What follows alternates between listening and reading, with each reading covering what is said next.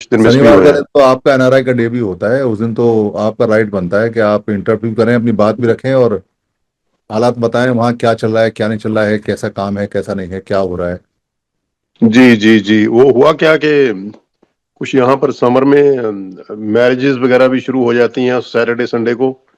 तो एक प्रोग्राम भी था कॉन्फ्रेंस का, वो 3 दिन कंटिन्यूसली चला है वीकेंड पे। तो एक दो वीकेंड ऐसे गुजर गए थोड़े बिजी में। तो अदरवाइज अच्छा। तो हम कोशिश से लगे रहते हैं आपके साथ। तो जरूर जरूर हम कोशिश करेंगे। अभी आप एक दूसरी मीटिंग भी इसी टाइम पर कॉन्फ्लिक्ट करती है, वो अमेरिका से शुरू होती है, उनका टाइम भी यही है। तो अच्छा। कभी वो लोग भी कहते हैं कि उसको अटेंड करो, तो पहले वो संडे को करते थे, अब वो सैटरडे को करनी शुरू कर दी उन्होंने भी। तो वो भी कई कई बार हो जाता थोड़ा। अदरवाइज मैं कोशिश तो पूरी रहती है, अभी करते रहेंगे, आपके साथ जुड़े रहेंगे हाँ, जरूर। बेसिकली क्या है कि कनाडा से जो हमारे समन ग्रंथ में ना दो नाम जा रहे हैं। अभी एक आपका नाम जा रहा है और एक परिहार सर की जो बेटी हैं, वो हिमिका, जिनकी शादी है 6 जून जुलाई को। अच्छा। ठीक है। उनका नाम जा रहा है। ठीक है। तो ऐसा है कि भाषण तो बहुत हो गए और आइडियोलॉजी भी एक तरह से क्लियर हो गई। और ये जी भी पता हो गया कि भाई जब तक जुड़ेंगे नहीं, जब तक जीतेंगे नहीं। और ये भी जी क्लियर हो गया कि जुड़ने के लिए एक बड़ा माध्यम चाहिए। एक बड़ी जैसे होता ना कि सबको जोड़ना है तो सबके लिए एक एप्रोप्रिएट आइडियोलॉजी होनी चाहिए। और अगर वो पुरानी है तो फिर तो कहना क्या, बल्ले बल्ले हो गया। तो समन संघ ने जो पुरानी आइडियोलॉजी ली और पता चला कि भाई हम समन हैं और बाकी हम बाद में हैं, हिंदू मुस्लिम सिख ईसाई, बिहारी, उत्तर प्रदेश वाला, कांग्रेस बीएसपी वाला, समाजवादी पार्टी वाला, जनता दल वाला, आरपीआई वाला, या मराठी, या कोई अ, गरीब है या कोई अमीर है, या कोई कम पढ़ा लिखा है या ज्यादा है, या किसी का कोई संगठन है, ये सब बात की बात है। पर ये बात एस्टेब्लिश हो गई कि हम पहले समण हैं। तो उस आइडियोलॉजी को पेटेंट हुए और उसको परफेक्शन में आने में 4 साल लग गए। चार जी साल में हम ठोक के कह सकते हैं कि इससे बेहतर कोई चीज अब हमारे पास है नहीं। बेशक चाहे किसी को एक्सेप्ट हो अभी या ना हो, पर देर सवेर सबको एक्सेप्ट करनी पड़ेगी। जैसे आप वहाँ बुद्ध धर्म के लिए काम करते हैं, पर बुद्ध धर्म अल्टीमेट समणीय धर्म में आता है। और समणीय धर्म की ब्रांच है, तो जितने भी लोग मानने वाले हैं वो सब समण लोग हैं। वो बुद्ध को मानते हैं, ये उनकी अपनी मान्यता है। तो इसलिए वो जितने भी लोग हैं वो जुड़े। पर अभी भी क्या है कि बहुत सारे जो ज्ञानी हैं, बहुत सारे जो जानकार हैं, जो लोगों को मोटिवेट करते हैं या लीड करते हैं या उनके आइकॉन हैं, उनको समण शब्द को समझने में या इसको एक्सेप्ट करने में एक दिक्कत हो रही है, महसूस हो रही है। तो मैं चाहूंगा कि आप वहां बताएं कि आपके लोगों से अगर बात की हो तो क्या दिक्कत है, क्या चीजें महसूस हो रही हैं, और क्या इसमें अभी समझाने के लिए हम प्रयास करें उनको। जी, जरूर जरूर, ऐसा हम तो करते आ रहे हैं थोड़ा थोड़ा, जब भी मौका मिलता है। और बाद में ऐसा कुछ प्लान करते हैं थोड़ा फ्यूचर में, पास जाकर के सभी लोगों को एक दिन कहीं अलग मीटिंग में ले लें। तो फिर आप लोग भी शामिल हो जाएं उसमें, तो we can work together on that, सभी के साथ बात करके। तो ये भी थोड़ा मेरे लिए भी आसान हो जाएगा और उन लोगों को समझने में भी थोड़ा आसानी होगी। एक तो प्रचार का एक ना, वो सर एक जी प्रचार का तरीका होता है। जी और वो जो प्रचार का तरीका है, वो चाहे राजनीतिक पार्टी हो, चाहे कोई धार्मिक पार्टी हो, चाहे कोई व्यापारिक पार्टी हो, चाहे कोई सामाजिक पार्टी हो, चाहे कोई प्रोफेशनल पार्टी हो, तो हर एक व्यक्ति को प्रचार करना होता है अपने बिजनेस का, अपने व्यापार का, अपने धर्म का, अपने मजहब का, अपने संगठन का, अपने देश का, अपने कंट्री का, अपने मोहल्ले का, अपनी संस्था जी का। तो वो जब प्रचार करते हैं तो दिन रात उसी चीज को याद करते हैं और उसी को बढ़ाते हैं। हमने देखा है कि जितने भी तरह के लोग हैं, चाहे वो किसी भी तरह का है, वो जब रमते हैं तब ये चीजें आगे बढ़ती हैं। तो समन संघ में अभी रमने का समय आ गया है कि जब तक इसमें रमेंगे नहीं, और इसमें अब कोई बांधा भी नहीं है, मतलब कोई ऐसा हर्डल नहीं है कि इसको रमने में दिक्कत आए। तो जी आप बताओ कि क्या प्रचार के तरीके कैसे ठीक रहेंगे कि ताकि जो एनआरआई हैं उन तक बात को पहुंचाया जा सके और उनसे कहा जा सके कि भाई एक जो बात है जो हमें जोड़ती है वो समण होना है, हमारी पहचान समण होना है। इसके अतिरिक्त कोई बात किसी को समझ में आती है तो बताएं। आपके क्या विचार है, बताएं इसमें सर। यहाँ पे ये सबसे बड़ा जो चैलेंज है ना सुधीराज सर, के लोगों को फिजिकली एक जगह पर लाना, ये बहुत बड़ा चैलेंज है हमारे लिए। यहाँ का सिस्टम जो समाज का है, प्रोग्राम भी करते हैं तो हमें बहुत चैलेंज होता है कि लोगों को वहाँ शामिल करवाएं, उनको कहें अटेंड करें, आए। तो ये जो हमारा जूम मीटिंग का है, इसमें भी वो थोड़ा लेजी हो जाते हैं, मगर कोशिश के साथ वो मिल सकते हैं। ऐसे तो बात बात जो रखनी है यहाँ फिजिकली बैठकर रखनी है, वो तो ज्यादा इफेक्टिव होती है। तो उसके लिए मुश्किल हो जाती है, लोग आते नहीं है, क्योंकि सैटरडे संडे उनके पास है, 2 दिन काफी लगते हैं। मगर वो उनके कोई ना कोई प्रोग्राम होते हैं समर्स में। जितने यहाँ पे के कोई भी सेरेमनीज, कोई फंक्शन घरों के लोगों के हैं, वो समर में ही रखते हैं, शादियों के, कोई और बच्चों के जन्म के। तो कुछ लोग ट्रैवलिंग भी करते हैं समर में, बच्चों के साथ छुट्टियां होती हैं, तो ये समर में थोड़ा इनका बिजी स्केड्यूल और ज्यादा हो जाता है। तो यहाँ का सिस्टम ये है कि कहीं ना किसी तरह से वो एक एक को फोन करके बताएंगे तो वो अलग बात हो जाती है। आ, सभी को एक साथ कहीं इकट्ठे होकर बात ये मैसेज दे दें तो अच्छा है। हमारे साथी एक यहाँ पर थे शुरू शुरू में, जब मैं आया था समण संघ में, तो वो कहा करते थे कि हम एनआरआईज को एक वीक में 10 ला देंगे, दूसरे वीक 20, तीसरे वीक 40 कर देंगे। तो वो मैंने उनको खुद भी कभी देखा नहीं मीटिंग में इतना देर से। तो ये फॉल्स प्रोमिसेस करना मेरी आदत नहीं है, मुझे पता है असलियत का क्या है, कैसे है।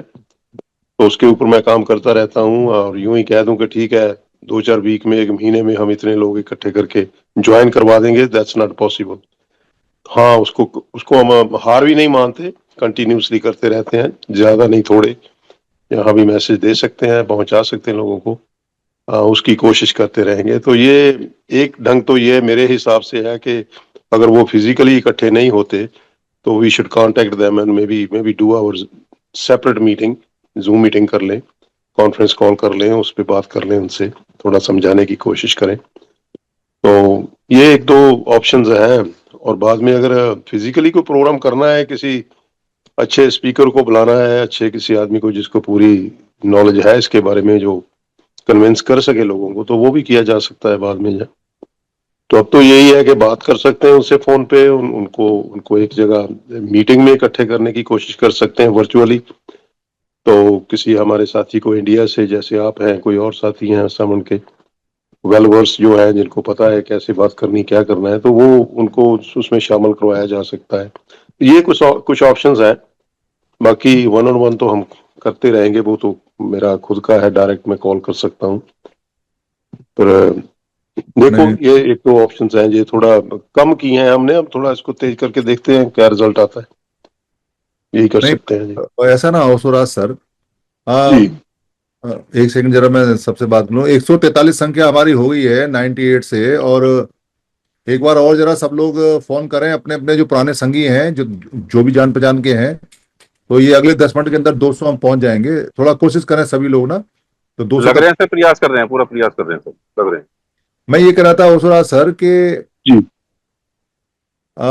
जितने भी फिजिकली मिलने का जो संगठन का या लोगों से मिलने का पूरे भारत में, अगर हम पूरे सिस्टम को एनालिसिस करते हैं और देखते हैं, इसका विश्लेषण करते हैं, तो हम ये पाते हैं कि भारत के जो सबसे ज्यादा दबे कुचले लोग हैं, जिनको हम कई नामों से जानते हैं, अब तो खैर हम समन कहते हैं सबको, चाहे वो S C S T OBC जो भी हैं, तो वो लोग सबसे ज्यादा फिजिकली मीट करते हैं, उनकी मीटिंग सबसे ज्यादा होती है। उनकी जी। मीटिंग में एक कंपटीशन चल रहा है, अलग अलग कर रहे हैं बेशक, पर मिलने मिलाने का काम, वो भूखे नंगे हैं, ज्यादा पैसे भी नहीं है, चावलों पे आ जाते हैं, पूरी सब्जी पे आ जाते हैं, और संग में तो अपना खाना लेके आते हैं या अपना पैसा दे के आते हैं, पर आते हैं। और अभी जो अमरोहा में मीटिंग लगी उसमें 500 लोग आए, 500 से ऊपर लोग आए, और वो गर्मी में बैठे रहे, एसी फेल हो गए वहां के, और खाना भी कम पड़ गया। वैसा खाना कम नहीं पड़ा, मतलब आइटम कम पड़ गई। कुछ जो ठंडी आइटम थी वो जल्दी उठ गई, और जो गर्म आइटम थी वो देर में उठी। खाना तो सबको मिला। तो आने की और जुड़ने की फिजिकल मीटिंग में इतनी भारी इच्छा है कि गर्मी सर्दी उनको रोक नहीं पाती, और वो मिलते हैं। और नागपुर में तो लाखों लोग आते हैं, जगह जगह जब भी कॉल करते हैं आते हैं। तो फिजिकल मीट में पूरे भारत में जो और लोग हैं, चाहे वो लोग हैं जो हमारा शोषण कर रहे हैं, चाहे वो लोग हैं जो संपन्न हो चुके हैं, उनकी फिजिकल मीट नहीं होती सर। उनकी फिजिकल मीट बहुत कम होती है। वो साल में एक आध लगाते हैं, उनके पास पैसे वैसे हैं, बढ़िया जगह लगाते हैं, बढ़िया खाना खाते हैं। तो फिजिकल मीट तो हमारी कम नहीं है।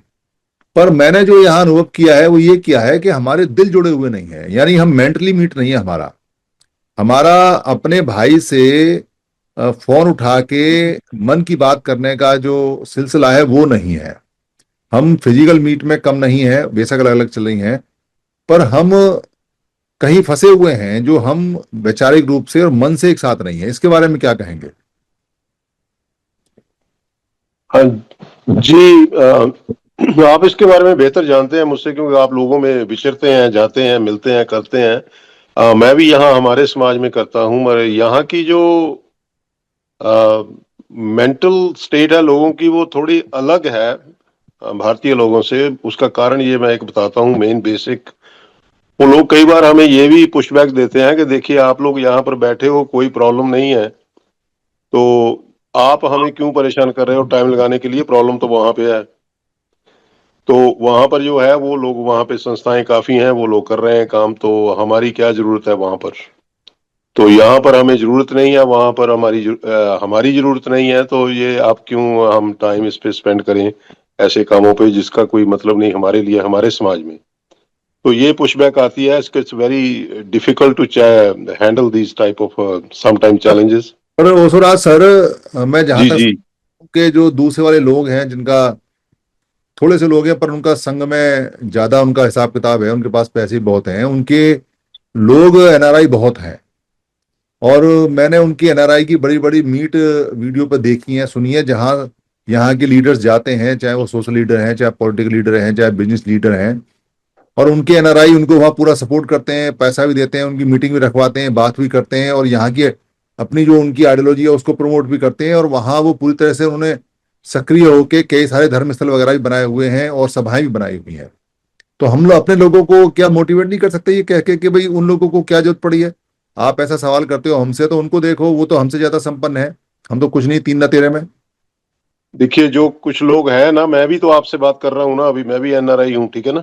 कब कितने सालों से मैं जुड़ा हूँ, कोशिश के साथ जुड़ता बिल्कुल। रहता हूँ, कुछ और साथी भी जुड़े हैं एनआरआई। तो जो तो ये समझते हैं वो तो करते हैं, मेजोरिटी जो है वो नहीं इस तरफ को चलती।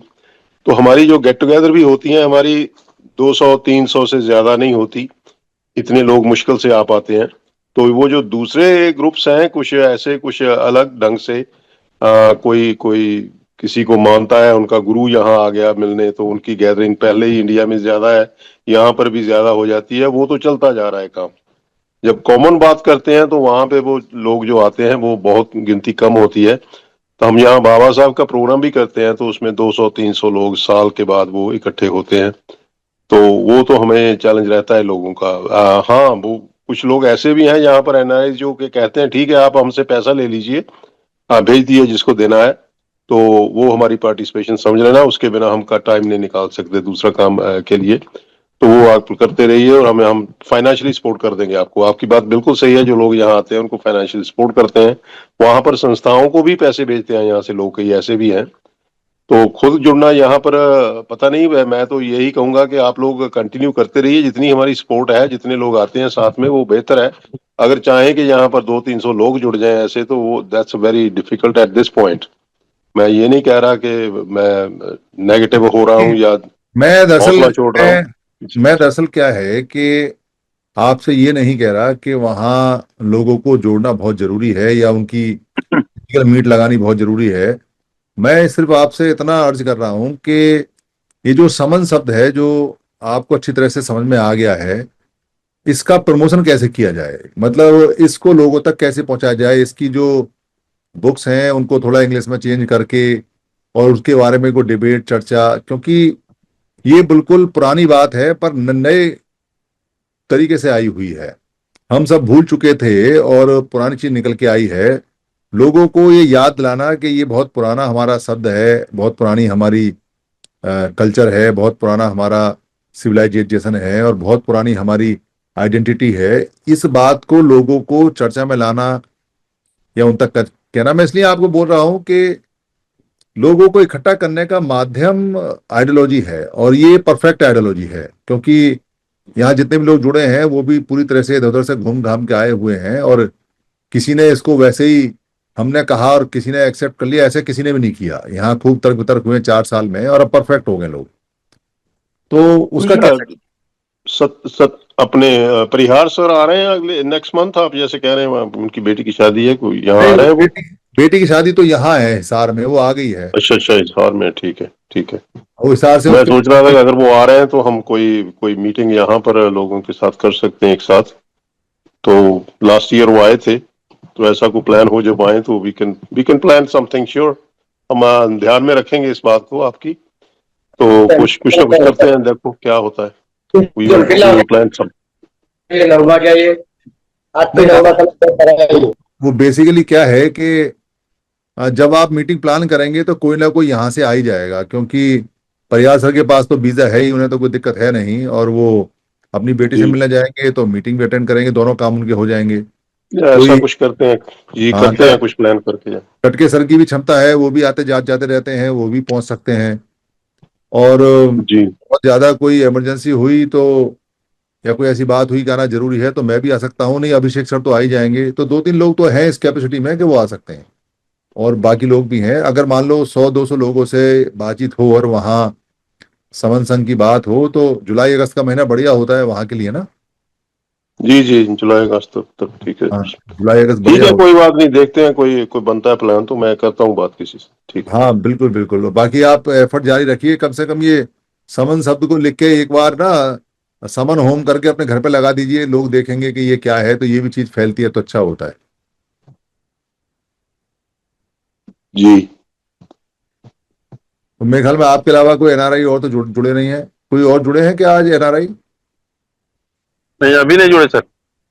अच्छा, अभी नहीं जुड़े। सुधीराज सर, संगम स्वामी संघ को मैं एक बात जोड़ना चाह रहा था इसमें। हम परिहार सर ने जैसे बताया था मेरे को, वहां हम जाते हैं तो वहाँ की लाइब्रेरीज वगैरह जो यूनिवर्सिटीज है वहाँ अपने समर संघ की बुक्स रख के आए। तो ये आपने बताया तो अच्छा समाधान है, अगर ओसोराज और बाकी सर भी, और हम इस लाइन में बहुत सारे जुड़ेंगे सर विदेश के लिए। Thank you. चलिए, अच्छी बात है। हमारी संख्या 170 हो गई है, थोड़ा सा प्रयास और करेंगे तो आज 200 ऊपर कूदेंगे। और शनिवार को हमारी 300-350 पहले होती थी, पर हम थोड़े से आलसी हो गए, इसलिए शुभ शनिवार में हमारी जो संख्या है वो कम होती जा रही है। शुभ शनिवार के बारे में तो आप सब जानते हैं अच्छी तरह से कि सन्निपात बाहुल का हमारा दिन है, और सन्निपात बाहुल के दिन में हम लोग इकट्ठे हुआ करते थे। इसका नाम ही हमारे इकट्ठे होने के नाम से पड़ा। और जो कुछ नए साथी हमारे हैं वो अच्छी तरह से जान लें कि सामाजिक रूप से 7 दिन में एक बार इकट्ठे होने की जो परंपरा आज के समय चलती है पूरी दुनिया में, चाहे वो मुसलमानों में चलती है, चाहे ईसाइयों में, चाहे सिखों में, चाहे वो किसी भी समुदाय में चलती है, वो परंपरा, भारत की परंपरा जो आरंभ हुई वो समण लोगों से आरंभ हुई। समण लोग जिस दिन इकट्ठे होते थे उस दिन को सन्निपात बहुल बोला करते थे। बहुल माने अधिकतर, बहुत से, आज के समय हम बहुत बोलते हैं, सन्निपात बहुत कह सकते हैं, बहुल अधिकतर संख्या में सन्निकट सन्निकट बैठने के काम को सन्निपात कहते हैं। तो सन्निपात बहुल से सन्निपात चर्या पड़ गया। चर्या तो आप समझते हैं, दिनचर्या यानी दिन की गतिविधियां, या रात्रिचर्या तो यानी रात की गतिविधियां। ऐसे ही साथ साथ बैठने की चर्या यानी साथ साथ बैठने की गतिविधियां, तो सन्निचर्या पड़ गया। और सन्निचर्या से बाद में जब लोग आए दूसरी भाषाओं के, क्योंकि भारत के अंदर शय शब्द या षटकोण वाला शय या शीन वाला या जय या जीन, ये जो शब्द हैं जो अरबी भाषा में हैं या जो मध्य एशिया के अंदर शय शब्द में आता है, वो भारत के अंदर नहीं है, क्योंकि भारत गर्म देश है। तो गर्म देश होने के नाते यहाँ आवाज में कंपन नहीं है, आवाज यहाँ स्ट्रेट फॉरवर्ड होती है। तो हमारा जो स है वो संसार वाला स है। ये शय और षटकोण वाला या शीन वाला या ज्वाद वाला या श्वाद वाला, ये हमारे यहाँ नहीं है। ये स नहीं है। इसलिए बाहर से जो लोग आए, वो लोगों ने इस सन्नीचर्या को शनिचर्या कहा, और बाद में ये शनिचर हो गया। पर ये मनुष्य नहीं था। क्यों नहीं था? क्योंकि ये समण लोगों का सबसे शुभ दिन था। शुभ नहीं, शुभ दिन था। क्यों था? क्योंकि 6 दिन बाद, अपने काम खत्म करने के बाद में 7वें दिन जगह जगह जगह जगह एक जगह होती थी जिसको सन्नी धम्म या सन्नी धाम या सन्नी बैठक या सन्नीचर्या ठान, सन्नी ठान, ठान माने स्थान होता है, या ठौर ठिकाना ऐसे भी बोलते हैं। वो एक जगह बनती थी कि भाई सारे लोग यहां इकट्ठे होंगे, यहां आएंगे, यहां बैठ के सन्निपात बहुल करेंगे। तो सन्निपात बहुल करने की जो चर्या एक जगह स्थान होती है, उसको आज भी हम सन्निधाम बोलते हैं बहुत जगह ना, कि ये हमारा सन्निधाम है। वो सन्निधाम वही ठौर ठिकाने हैं जहां हम बैठा करते थे। तो वहां सब लोग आते थे अपना सत्थक दंड लेके, डंडा बोलते हैं जिसको, लाठी लेके चलते थे सब पहले, क्योंकि कहीं कोई जानवर मिले, कोई सांप मिले, कोई बंदर मिले, कोई भेड़िया मिले, तो लाठी से भाग जाता है। फिर बाद में जब लोहा आ गया, तांबा आ गया, तो उस पर थोड़ा सा नोकीदा कुछ बना ली, जिसको बल्लम भाला बोलते हैं, वो सत्तक दंड हो गया। सत्तक दंड मतलब शस्त्र वाला डंडा। उसको लेके आते थे। अपना अंगोछा, 2 अंगोछे होते थे, एक में खाना बांध के ला जाते थे और एक को बांध के आते थे।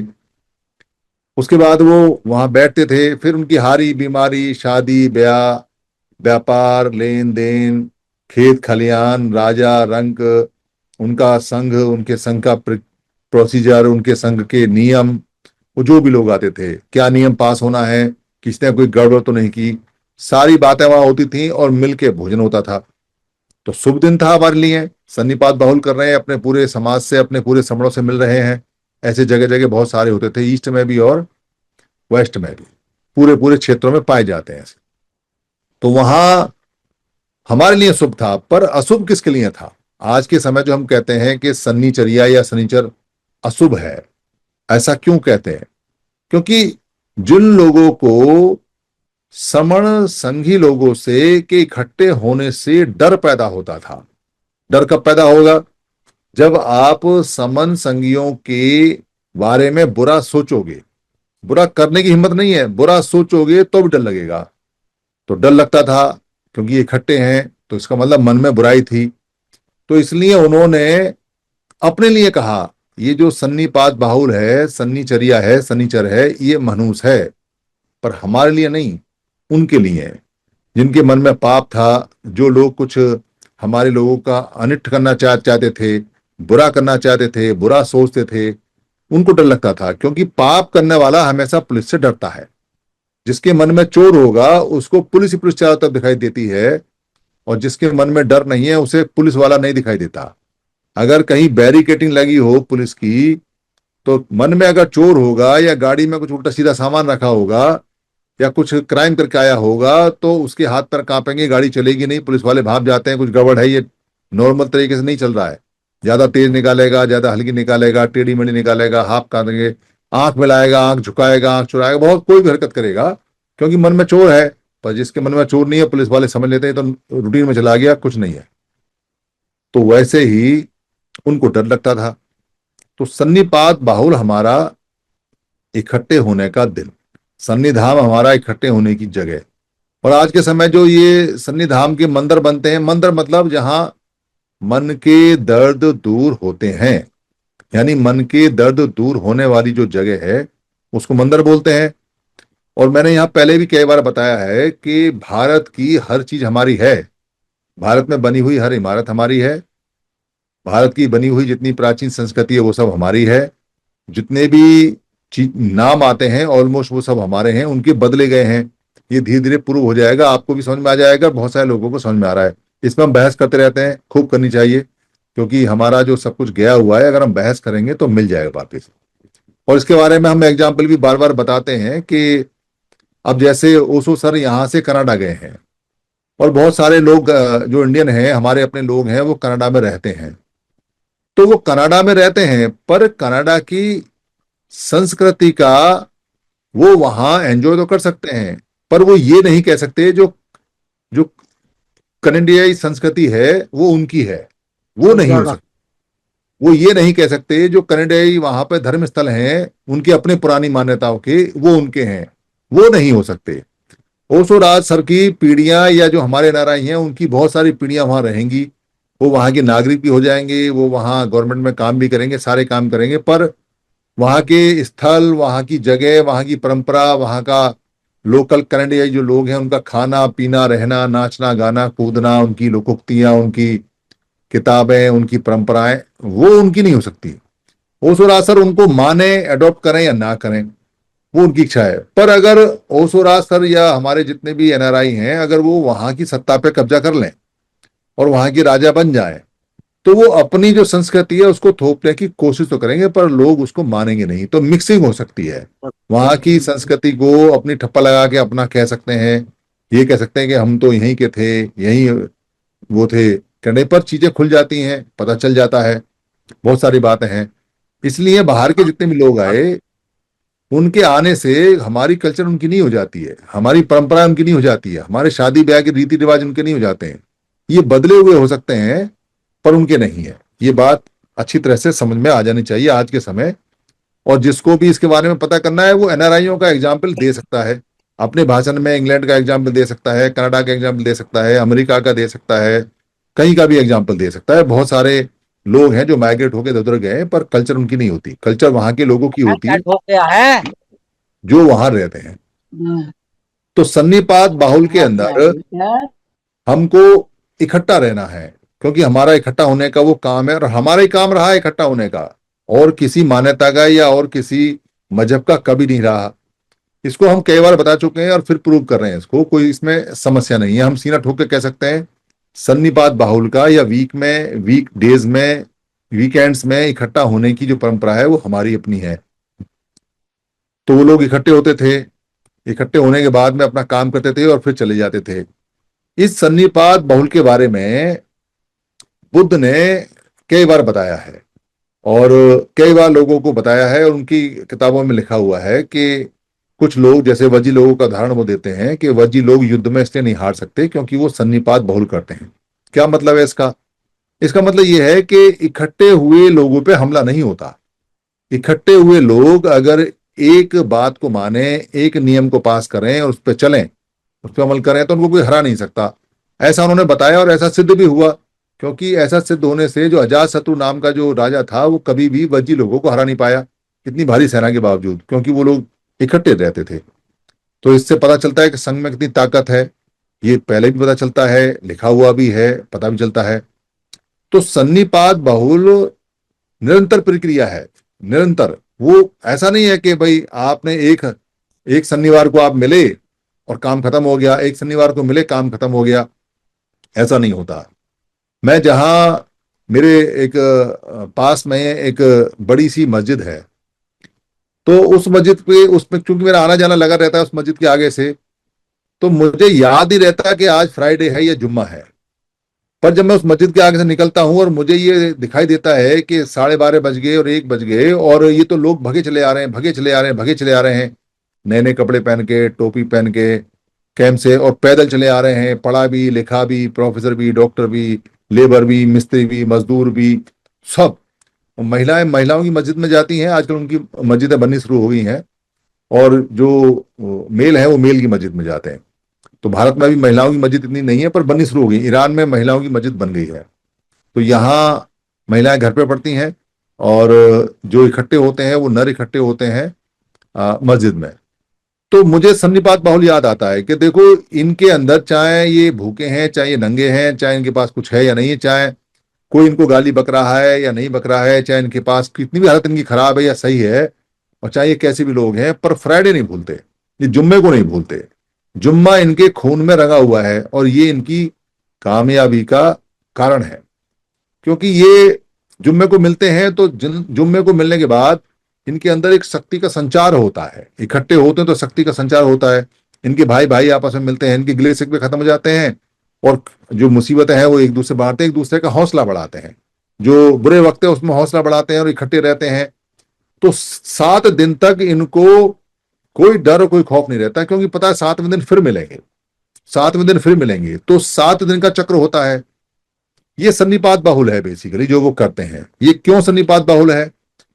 क्योंकि जो ईसा मसीह थे वो लेह लद्दाख में आए, हिस्ट्री बताती है, सबूत बताते हैं इसके, और उस पे नेट पे वीडियो पड़ी हुई है। उनका मिसिंग पीरियड भी रहा है। उन्होंने यहां आके बुद्ध के सोशल स्ट्रक्चर को और बुद्ध के जो सांघिक स्ट्रक्चर है उसको जाना, उसको समझा, उसको अध्ययन किया कि कैसे बुद्ध ने अपने संघ को चलाया, कैसे पहले समर संघ चलता था, उनके इकट्ठे होने की क्या प्रोसीजर था, क्या कारण था। तो वो उन्होंने किया। तो उससे उन्होंने अपने यहां लोगों को इकट्ठा करने की नींव डाली। यहूदियों ने उनको बरवा दिया, पर उनके 5 शिष्य थे, वो लगे काम पे, क्योंकि जो सीख के आए थे वो बता के चले गए। उन्होंने वहां पूरा सिस्टम फैला दिया और वो संडे को अपने ईसाई घरों में जाके इकट्ठा होने लगे और वो पावरफुल होते चले गए। वो अलग बात है कि उन्होंने अपनी पावर का बाद में मिसयूज भी किया। उन्हीं के जो वंशज हैं वही मुसलमान हैं, यानी जो मोहम्मद मुस्तफा हैं वो ईसा मसीह की फैमिली के वंशज हैं। इब्राहिम रहे हैं, इब्राहिम के बाद में कई सारी फैमिली रही हैं, फिर मोहम्मद साहब आए, फिर उनकी फैमिली के बाद में फिर ईसा मसीह आए, फिर उनकी फैमिली के बाद में मोहम्मद साहब आए। तो मोहम्मद साहब ने वो जो परंपरा थी वो संडे की बजाय जुम्मे को शुरू कर दी और फ्राइडे को शुरू कर दी। वो फ्राइडे को लगी। हमारे यहाँ उसको सन्निवार बोलते हैं, सन्निपात बाहुल।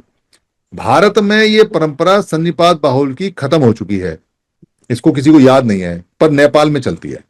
नेपाल में इकट्ठे तो नहीं होते, पर नेपाल में सरकारी छुट्टी शनिवार की होती है, क्योंकि नेपाल वो क्षेत्र है, बुद्ध का तराई का क्षेत्र है, उनकी वहां सुशाली बताई जाती है। तो वो लोग भूले नहीं, वो लोग जानते हैं, इसलिए शनिवार को वो वहां छुट्टी रखते हैं। तो किन लोगों ने इसको शनिवार को मनुष्य किया, क्यों किया, ये बातें बिल्कुल क्लियर समझ में आ जाती हैं। अरे भाई, तुम सोमवार को मनुष्य करते, शुक्रवार को करते, बुधवार को करते, मंगलवार को करते, इतवार को करते, किसी और दिन को करते, पर सन्निपात को किया है तो कोई रीजन रहा उसका। कोई इसको पूछता नहीं है कि क्यों सन्निपात, क्यों शनिवार, ये जो मनुष्य है किसने किया। कोई कभी इस पर सवाल करता नहीं, कोई इससे पूछता नहीं। पर ना करे सवाल, कोई बात नहीं, हमारे पास इसका जवाब है हमारे अपने लोगों के लिए।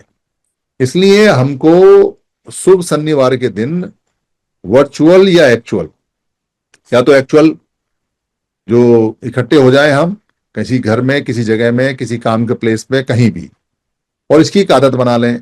हमारे सन्निपात बहुल चल रहे हैं, दुनिया इधर से इधर हो जाए, अगर आपने जीतना है तो आपको घर से निकलना पड़ेगा। अगर आपने जीतना है तो आपको ईसाइयों की तरह, मुसलमानों की तरह, सिखों की तरह सारे काम छोड़ के सन्निपात बाहुल में करना पड़ेगा। सन्निपात बाहुल के नियम बन रहे हैं, पर आप अपनी सुविधा से बना सकते हैं। कोई अगर 2 बजे इकट्ठा होना चाहे 2 बजे हो, कोई शाम को इकट्ठा होना चाहता हो शाम को हो, कोई सुबह इकट्ठा होना चाहता हो सुबह को हो, पर इकट्ठा होना पड़ेगा। कोई शनिवार को नहीं हो सकता है तो इतवार को हो, रविवार को हो, क्योंकि भारत में दिन बदल गया है। तो सन्निपात बाहुल, आप सन्निपात बाहुल को मतलब इकट्ठा होना है तो संडे को हो सकते हैं तो संडे को हो जाए, पर दुनिया इधर से उधर हो जाए, आपको सन्निपात बाहुल करना पड़ेगा। अगर आपने सन्निपात बाहुल की इसकी आदत नहीं डाली और इसको अपने खून में नहीं समाया, मुसलमानों की तरह आप सारे काम छोड़ के नहीं भागे मस्जिद की तरफ, अपने सन्निधान की तरफ नहीं भागे आप, तो आप बच नहीं पाओगे। क्योंकि 7 दिन में एक बार इकट्ठे होकर खून का संचार करना लाजमी है। 211 की हमारी संख्या हो गई है, एक बार थोड़ा सा फोन और कर लें तो ये 250 तक पहुंच जाएगी, और बड़े मजे से पहुंचेगी, क्योंकि शनिवार को 300 की संख्या बड़े आराम से पहुंची थी। हम थोड़े निकम्मे हो गए और आलस में आ गए, गप्पे मारने लगे, इसलिए ये संख्या हमारी डाउन हुई है, वरना ये 500 हो जाती है अब तक।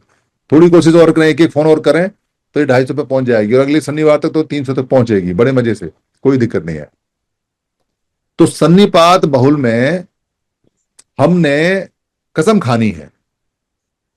जैसे कहते हैं ना, गंगा जल उठाना है, गंगा भी हमारी है, कोई विदेश तो है नहीं, तो गंगा जल उठाना है। कहते हैं अमृत छकना है। अमृत छकने का मतलब ये होता है कि मैं कमिटमेंट करता हूं, शपथ लेनी है, हमें नमक चखना है, आपने कोई ना कोई गांठ बांधनी है, मतलब कमिटमेंट करनी है आपने अपने आप से, खुद से, कि मैं सन्निपात बाहुल में चाहे अकेला रहूं पूरे साल, पर मैं ये प्रण करता हूं कि इस सार्वजनिक जगह पे, या तो कोई पार्क है, या तो कोई बुद्ध विहार है, या तो कोई अंबेडकर भवन है, या तो कोई कबीर भवन है, या तो कोई आपका कमरा है, या कोई कोना है, या कोई बाग है, या कोई काम का स्थान है, या कहीं है, आप अपने दोस्तों को इनवाइट करो कि भाई हम शनिवार को या इतवार को 1 घंटे के लिए, आधा घंटे के लिए हर हफ्ते यहां बैठेंगे ही बैठेंगे। ऐसा कमिटमेंट आपने खुद से करना पड़ेगा। ना पैसा लगेगा इसमें, ना कोई खर्चा होना है इसके अंदर, सिर्फ आपने कमिटमेंट करनी, और आपको अच्छा लगेगा जब आप ये कमिटमेंट अपने आप से कर लोगे और ये अपने आप से शपथ ले लोगे और अपनी कसम खुद खा लोगे, या अपनी किसी प्रिय की कसम खा लोगे, तो आपको याद रहेगा। या अपने मोबाइल में टाइमर लगा लोगे, या आप कोई लिख लोगे उसमें, या अपनी दीवार पे लिख लोगे, या अपने कमीज पे लिख लोगे, या कुछ नहीं करोगे तो अपने हाथ पे गुदवा लोगे कि मैं समन हूं और सन्निपात बाहुल करता हूं, या सन्निपात गुदवा लोगे। कुछ ना कुछ तो करना पड़ेगा। अगर आप कुछ अभी नहीं करोगे तो बाद में नहीं हो सकता कुछ भी, फिर बड़ी दिक्कत होगी।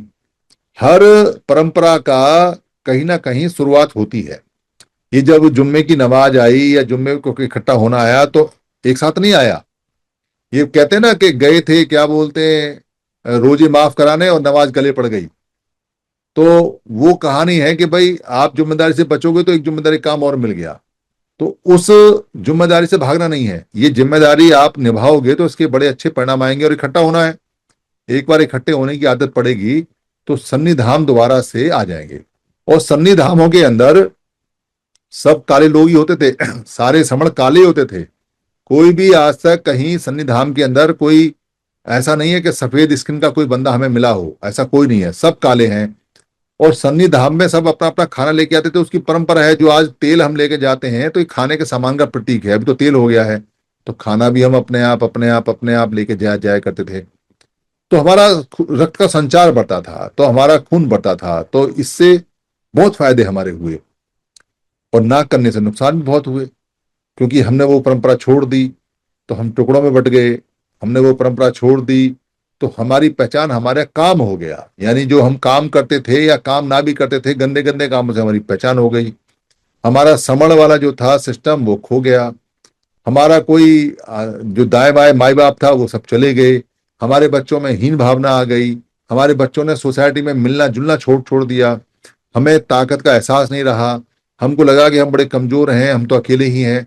तो अकेले अकेले होके हम और कमजोर पड़ गए। बड़े नुकसान हुए इसके। कोई बात नहीं, जितने नुकसान होने थे हो लिए, अब जितने फायदे होने वो भी हो जाएंगे अगर हम जुड़ते रहेंगे तो। ये सन्निपात बाहुल है।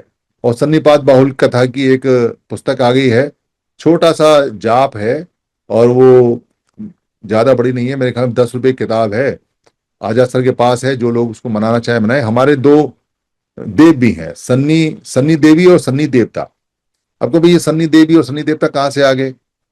देखो, दय शब्द का पाली के जो मतलब है, दय में, दय का मतलब है देना, यानी कि कुछ भी चीज आप दे रहे हैं तो दय से आता है। दय शब्द जहां शुरू में आ गया तो उसका मतलब देना है, गिव है, इसका मतलब किसी ना कुछ देना है।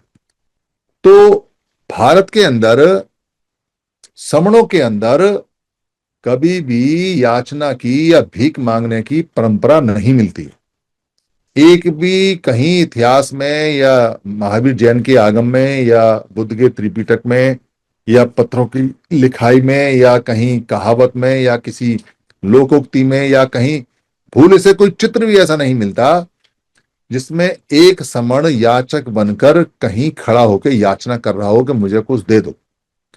जितने भी वो मिलती हैं, क्या बोलते, कथाएं मिलती हैं, वो बाकी कथाएं मिलती हैं, वो मिलती हैं एक गरीब याचक वमन याचना करता है समण के दरवाजे पे।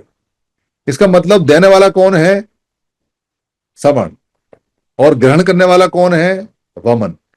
तो देने वाले को देव बोलते हैं, दे एव, यानी इस ए माने इस प्रकार से, ऐसे, देने वाला यानी कि इस प्रकार से देने वाला। उसको देव बोलते हैं, और फेमिनाइन कर दिया तो उसको देवी बोलते हैं। इसलिए भारत में कहते हैं कि 33 करोड़ देवी देवता है। ये हम ही समण है बेसिकली, जो हम देने वाले लोग हैं, हम ही देव हैं और हम ही देवता हैं। इसको आप अपनी अच्छी तरह से, 218 लोग हैं, थोड़ी और कोशिश करेंगे तो और बढ़ जाएंगे, 218 के 18 समण और समणी इस बात को मान लें, अपने दिमाग में ठान लें, वही देव थे, उनके ही वंशज देव थे, और उनकी ही वंशज जो महिलाएं थीं वो देवियां थीं, क्योंकि वही दान देते थे। दान देने की परंपरा उन्हीं के पास होती है जिनका कुछ हो। जो पहले से ही मांगते हैं वो दानी नहीं होते, वो देव नहीं होते। इसलिए जो देव है वो हमारे समणों के लिए इस्तेमाल होता है, और इसीलिए हम 33 करोड़ रहे होंगे, कभी संख्या काल्पनिक है, पर चूंकि हम सारे ही समण देव रहे हैं इसलिए हम देव लोग हैं और इसलिए देवी हैं। तो उस किताब पे 2 चित्र बने हैं। वो जो चित्र हैं वो एआई की मदद से बने हैं, आर्टिफिशियल जो इंटेलिजेंस है उसको एक चित्र दिखाया गया कि भाई ये काला सा बंदा है जिसने सोने का बना पहन रखा है, सांवला से पक्के रंग का, इसकी एक फीमेल भी बना दे, तो उसने फीमेल बना के हमको दे दी। तो वो जो चित्र छपे हैं वो आर्टिफिशियल इंटेलिजेंस से सन्नी देव और सन्नी देवी के हैं। अभी तक आपने सन्नी देव ही सुना होगा, कह रहे ये सन्नी देव है, ये सन्नी देव है, सन्नी देव देवी सुना है। बस सन्नी देव है तो सन्नी देवी कहाँ गई? ये जो इतनी सारी देवियां हैं, आधी संख्या इनकी है, ये कहाँ गई? ये भी तो दान करती हैं। तो इसलिए इसको पूरा कर दिया गया, सन्नी देव और सन्नी देवी। हमारे यहाँ महिलाओं का अधिकार तो पहले आगे चलता है, इसमें कोई शक नहीं। तो आप सन्नी देव और सन्नी देवी की जो कथा है उसको खूब सुनाइए। और अगर किसी के अंदर कोई बहुत अच्छी स्किल है, जो कहते हैं ना, बहुत कोई कोई महिला, कोई नर, कोई नारी, कोई इतना इंटेलिजेंट होता है कि उसकी काल्पनिक शक्ति बड़ी जबरदस्त होती है। वो इतनी जबरदस्त होती है कि वो अपनी बात को बताने के लिए कोई अच्छी कहानी बना देता है।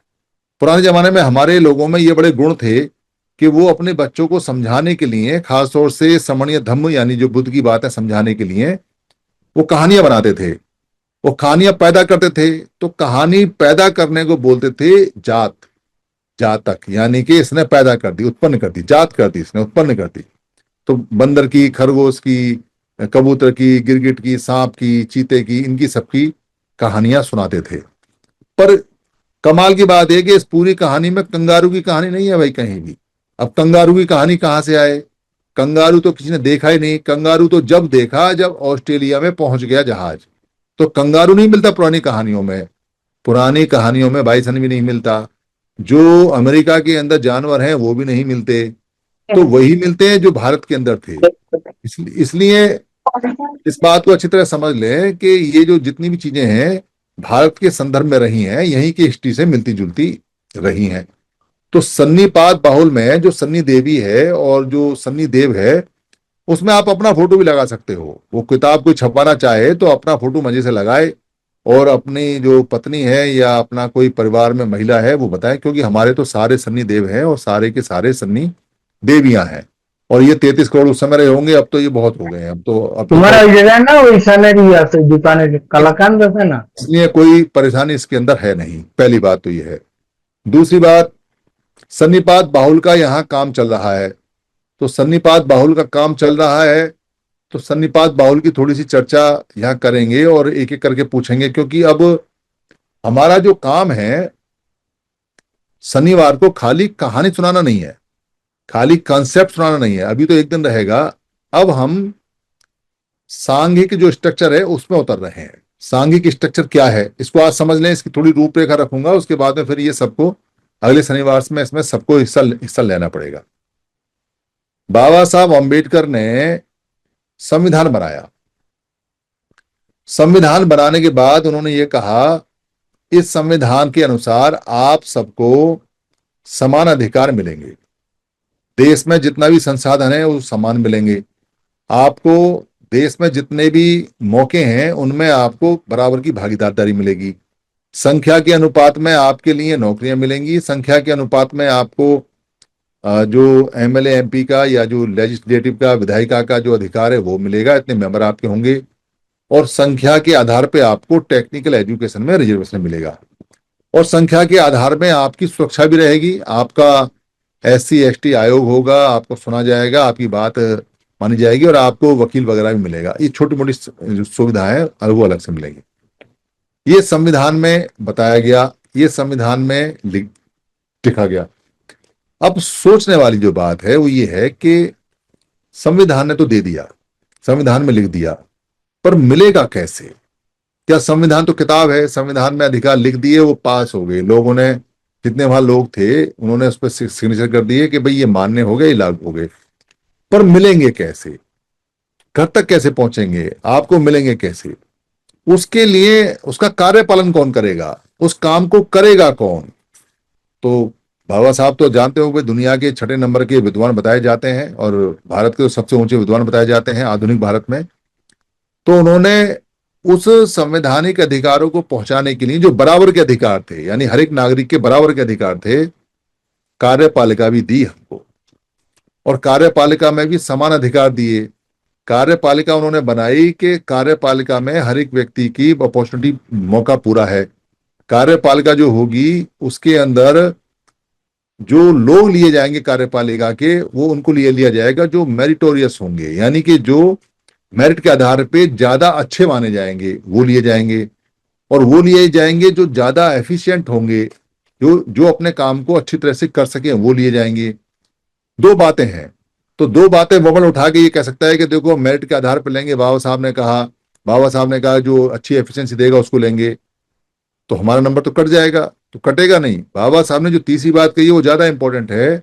उन्होंने कहा कि सोशल जस्टिस का ध्यान पहले रखा जाएगा, यानी कि सरकारी कर्मचारी कार्यपालक जो होंगे वो लिए तो जाएंगे लोगों में से ही, पर सोशल जस्टिस भी उसमें होगा। सोशल जस्टिस का मतलब है कि जिसकी जितनी संख्या है उसके उतने लोग कार्यपालिका में आएंगे, वो वहां कार्यपालिका में रहेंगे, इसलिए नौकरियां मिलती हैं, इसलिए रिजर्वेशन के आधार पर SC ST OBC को नौकरियां मिलती हैं, क्योंकि कार्यपालिका में सोशल जस्टिस होना चाहिए, वो लागू हुआ। तो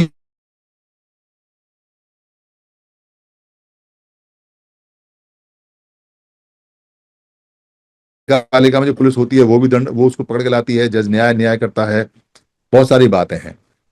तो संवैधानिक रूप से अधिकार देने के बाद भी कार्यपालिका के सिस्टम को, एग्जीक्यूटिव बॉडी के सिस्टम को कमीशन करने के लिए, इसको चलाने के लिए बहुत सारे लोगों की आवश्यकता पड़ी, और वो लोग भी भारत के उन्हीं लोगों में से लिए गए, और वो सारे लोग इक्विटी के आधार पर लिए गए, मेरिट के आधार पर लिए गए, एफिशिएंसी के आधार पर लिए गए, सोशल जस्टिस के आधार पर लिए गए।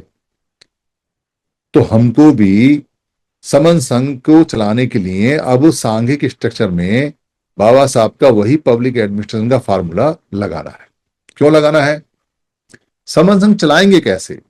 4 साल हो गए हमको, 4 साल में हम, जैसे बाबा साहब ने 3 साल के अंदर किताब लिख के पक्की कर दी, वैसे 4 साल में हमने समन संघ की आइडियोलॉजी को खूब तर्क वितर्क करके पक्का कर लिया। भाई पक्का करने से हमें मिलेगा क्या? जब तक इसको करने वाले कार्यपालक ना हो, करवाने वाले कार्यपालक ना हो, इसको लागू करवाने वाले लोग ना हो, जो इसको ना माने उसको दंड देने वाले लोग ना हो। तो ये नियम बहुत अच्छे हो सकते हैं, पर अगर ये लागू नहीं हुए और इनका संरक्षण नहीं हुआ, इनकी देखभाल नहीं हुई, और नियम तोड़ने वाले दंडित नहीं हुए, तो मिलेगा तो कुछ नहीं।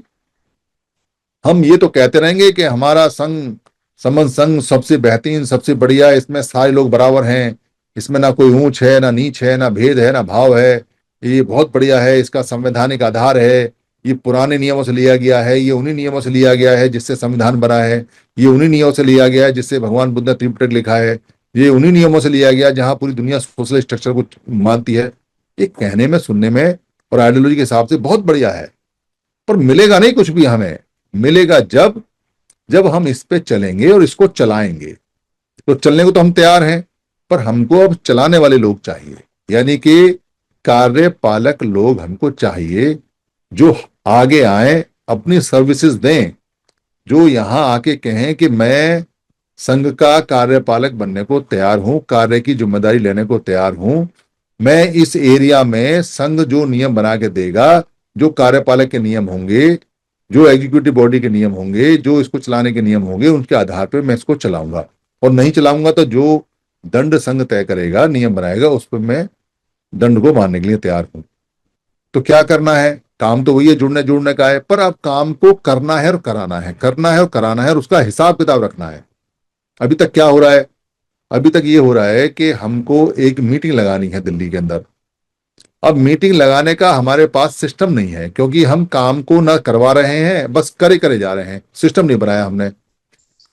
तो मीटिंग हम पहले तय करते हैं 6 महीने पहले, फिर मीटिंग रूपरेखा रखते हैं, फिर सब लोग उसमें प्लान बनाते हैं, फिर लोगों को बुलाते हैं, फिर उसमें पैसा लेते हैं, फिर उसको सिस्टम बनाते हैं।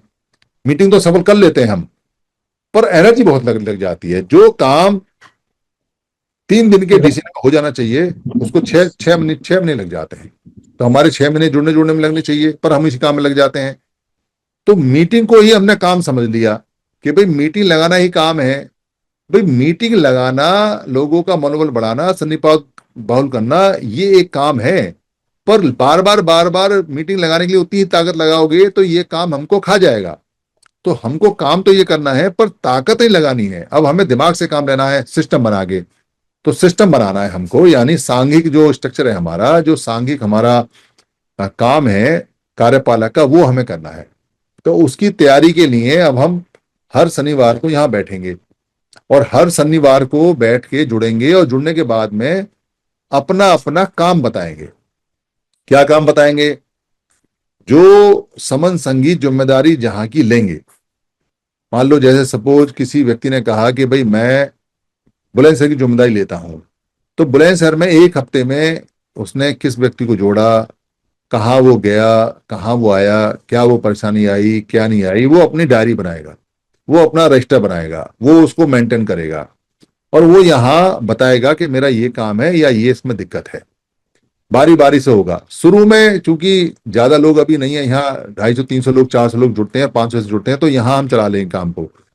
पर बाद में ये संख्या बढ़ेगी तो फिर इसको पेड़ के स्ट्रक्चर के हिसाब से शाखा वाइज एक दिन और लगाएंगे कि भाई जो विलेज के लोग हैं वो तहसील के और जिले के लोगों को बता दें, और जो जिले वाले लोग हैं वो सारे सारे अगले दिन यहाँ बता दें।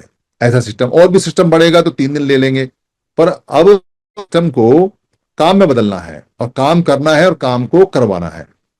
खाली करवाना नहीं है, क्योंकि खाली करवाने वाले तो नेता बन जाते हैं। खाली करवाओगे तो फिर तो दादागिरी दिखाओगे, खाली करवाओगे तो लोगों पे धौंस जमाओगे। अरे हमारा काम करवाने का है, तुम करो। ऐसे नहीं चलता संघों का काम। संघ में काम चलता है भेड़ियों की तरह। क्योंकि अब हमारे संघ के स्ट्रक्चर में एक भेड़िया का फोटो भी आता है। जो सांघिक नियम है, जो संघ को चलाने का नियम है, और संघ की सुरक्षा का नियम है, और संघ में लोगों को दिशा देने का काम है, वो भेड़ियों से बेहतर कोई नहीं करता पूरी दुनिया में। जो सबसे ज्यादा जिम्मेदारी ले लेता है भेड़ियों में, वो सबसे पीछे चलता है। वो पूरे संघ को देख के चलता है। संघ में, भेड़ियों के संघ में 3 जवान भेड़िए आगे चलते हैं, जो रास्ता बनाते हैं। वो इसलिए नहीं चलते कि वो आगे चलना है, वो बर्फ काटते हैं, बर्फ काट के रास्ता बनाते हैं, बर्फीले उसमें रास्ता बताते हैं। और किसी भी खतरे को, आने वाले खतरे को, वो 3 जवान भेड़िए सबसे पहले उसको हैंडल करते हैं। उनकी जिम्मेदारी, इसलिए जवान भेड़िए आगे लगाए जाते हैं। उसके पीछे चलते हैं बूढ़े भेड़िए, बच्चे भेड़िए, ये चलते हैं, और फिर चलते हैं जवान भेड़िए, और फिर सबसे लास्ट में चलता है उनका लीडर। कोई भी खतरा आता है, सबसे पहले लीडर अपनी जान देता है। आगे वाले भेड़िए नहीं देते, लीडर भिड़ता है सबसे पहले, वो सबसे पीछे चलता है। और दुनिया के सारे जानवर पालतू बनाए जा सकते हैं, पर भेड़िया सर्कस में कभी नहीं नाचता। आप भेड़िए को पालतू नहीं बना सकते, वो इतना आजाद होता है। इसलिए समन संघी को पालतू नहीं बनाया जा सकता कि टिकट मिल गया, कहीं कहीं भाग गया, कहीं कांग्रेस भाग गया, कहीं बीजेपी भाग गया, कहीं पता चला कि पूंछ ला दी, कहीं कहीं जाके आइडियोलॉजी को बेच आया, कहीं कुछ कर दिया। ऐसा नहीं हो सकता। समन संघी है तो उसका स्वभाव भेड़िए की तरह आजाद रहेगा। वो जिंदगी में गुलाम नहीं बन सकता, वो संघ के प्रति समर्पित रहेगा। भेड़िए की तरह अपने संघ के प्रति समर्पित रहेगा, और वहीं मरेगा उसी के लिए, कहीं नहीं जाएगा। और संघ में ऐसा नहीं है कि बांध के रखा गया है। संघ में सारी आजादी है, आपने क्या काम करना है करो। आप पॉलिटिक्स में जाना चाहते हो जाओ, आप धर्म में जाना चाहते हो जाओ, आप मान्यता में जाना चाहते हो जाओ, आप व्यापार में जाना चाहते हो जाओ। आपने जो काम करना है करो। संघ में पूरी आजादी होती है। कोई संघ कभी किसी की किसी भी बात के लिए कभी रोकता नहीं। कोई ऐसा नियम नहीं बनाता कि जिससे कि उसके जो ह्यूमन राइट्स है उनका हनन हो। तो ह्यूमन राइट्स का तो सबसे ज्यादा ख्याल रखता है समन संघ। इसलिए यहां अब काम की बात करनी है। ये जो हमारी वैचारिक बात है, जो समन संघ की बात है, ये आपने घर पे करनी है। लोगों को बुलाना है, उनको आइडियोलॉजी बतानी है। कोई समस्या है तो पूछ सकते हो, पर आप परिपक्व हो गए हो, पक गए हो और संग आ भी गया है, तो इसलिए वो बात आगे आपने ठीक करनी है, ठीक रखनी है। पर यहाँ हर शनिवार को आपने कितना काम पूरे उसमें किया है, और भागना नहीं है। मतलब पता चला कि हमने हफ्ते में कोई काम नहीं किया, तो यहाँ ईमानदारी से बोलना है कि मैं, कोई दिक्कत नहीं है, बहुत सारे काम हो सकते हैं, शरीर में आलस आ सकता है, मन ना किया हो, समझ ना समझ में आए हो, पर भागना नहीं। अगर भागोगे तो खत्म हो जाओगे। जवाब दो यहाँ के, इस हफ्ते में कुछ नहीं कर पाया, कोई बात नहीं, अगले हफ्ते करना। अगले हफ्ते भी नहीं कर पाए, कोई बात नहीं, अगले हफ्ते करना। कोई तो हफ्ता ऐसा होगा जिसमें एक आध आदमी को छेड़ोगे, उस हफ्ते को बताना। पर भागना नहीं। अगर भागोगे, क्लासरूम से जो बच्चा भाग जाता है वो लेबर बनता है, और क्लासरूम में जो बच्चा जमा रहता है वो कम से कम एलडीसी यूडीसी तो बन ही जाता है और मौज करता है। इसलिए यहां से नहीं भागना है। यहां संख्या 300 पहुंचानी है, यहां संख्या 400 पहुंचानी है, यहां 500 पहुंचानी है। जरूरत पड़ेगी तो इस पोर्टल को आगे बढ़ा देंगे। कमर कसनी है, दिक्कत कुछ नहीं है, सब परिवार है, सब हमारा घर है। हम सिस्टम बनाएंगे पर रहेंगे परिवार में, सारे बराबर होंगे, इसमें कोई शक नहीं है। पर काम करवाने वाले लोगों को, काम करने वाले लोगों से जवाबदेही रहेगी, उनको जवाब देना है। ये सोच के कोई जवाब मत दे कि भाई इसकी जिम्मेदारी ये मुझसे ले रहा है तो ये बड़ा हो गया। बड़ा कोई नहीं है, उसका काम है काम को लेना, पर वो खुद भी काम करेगा। अगर वो खुद काम ना करे तो उसका कान पकड़ लो कि बाबूजी आप खुद काम नहीं कर रहे हो, हमसे करवा रहे हो। काम करवाना भी एक काम होता है, इसमें कोई शक नहीं है, पर इसके अलावा भी वो काम करेगा। क्योंकि जो ज्यादा काम करता है उसको इनाम मिलता है, और ज्यादा काम करने का जो इनाम है उसको बोलते हैं और काम। यानी कि ज्यादा काम करने वाला जो एफिशिएंट आदमी होता है उसको इनाम में संघ की तरफ से और जिम्मेदारी मिलती है, और जिम्मेदारी मिलती है। पर जो काम नहीं करता है उसकी पनिशमेंट होती है नो काम। यानी कि जो काम नहीं करेगा उसको कोई काम देगा भी नहीं। और काम जो अधिकार होता है ना, राइट ऑफ वर्क, आप इसको याद रखना कि जिसके पास राइट ऑफ वर्क जितने ज्यादा होते हैं, काम करने के अधिकार, उसकी मान्यता जीवन में, परिवार में, देश में, ऑफिस में उतनी ज्यादा होती है। इसलिए काम करने का अधिकार नहीं खोना है। अगर आप ध्यान से देखोगे तो भारत में हमारा राइट टू वर्क खत्म किया गया है। राइट टू वर्क यानी काम, काम जो करने का अधिकार है उसे खत्म कर दिया। और जो तेज तर्रार बहू घर में आती है वो सबसे पहले क्या करती है, वो सबसे पहले घर के सारे लोगों को निकम्मा कर देती है। वो इतना काम करती है, इतना काम करती है कि सारे लोग कहते हैं बहू बहुत बढ़िया। अरे बहू बहुत बढ़िया नहीं है, तुमको गुलाम बना दिया उसने। तुम उसके अब चमचे हो गए, उसके बिना चल नहीं सकते। वो खाना खिलाएगी तो खाओगे, वो कपड़े प्रेस करके लाएगी तो होंगे, वरना तुम ऐसे ही सड़े पड़े रहो। उन्होंने निकम्मा कर दिया। वो बहू तो इतनी तेज निकली। तो काम का अधिकार नहीं छोड़ना है। काम का अधिकार पकड़ के रखोगे तो फिर संघ में बहुत कुछ आगे बढ़ सकता है। पर काम को जी चुराओगे, काम नहीं करोगे, तो ना संघ में इज्जत होगी, ना घर में होगी, ना परिवार में कहीं नहीं होगी। तो ये चीजें सारी सारी आपने याद रखना है, अच्छी तरह से करना है। 10 बज गए हैं, 10:02 हो गई हैं। मैं शनिवार में रहूं ना रहूं, कुछ शनिवार में रहूंगा। अगर मान लो मैं ना भी रहूं तो भी शनिवार को यहाँ ये काम चलता रहेगा। कुछ लोग जो ट्रेंड हो जाएंगे वो मेरी जगह लेंगे 10 हफ्ते बाद, 20 हफ्ते बाद, 5 हफ्ते बाद, 3 हफ्ते बाद, जिस दिन मैं छुट्टी पाऊंगा उस दिन।